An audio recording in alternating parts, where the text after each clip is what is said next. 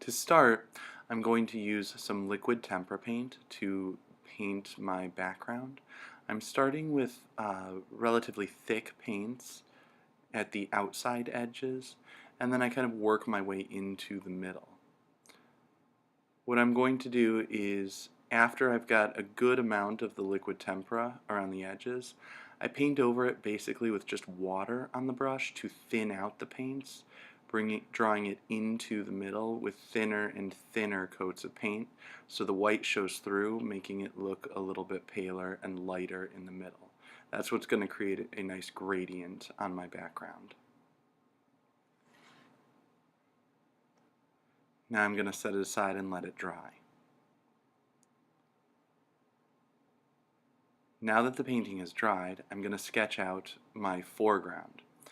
I'm using a Sharpie because that shows up better on camera. You should, of course, start with a pencil. What I'm doing is drawing simple shapes to make an owl sitting in a tree.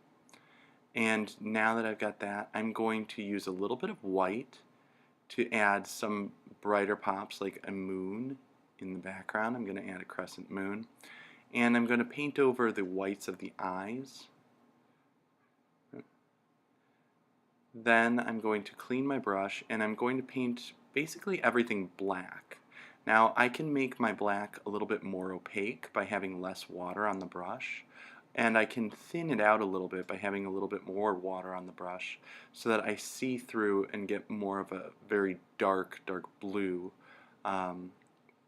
Having those slight variations in the opacity of the black can help to create some different effects, to emphasize some details and show a little bit more variation in the tones.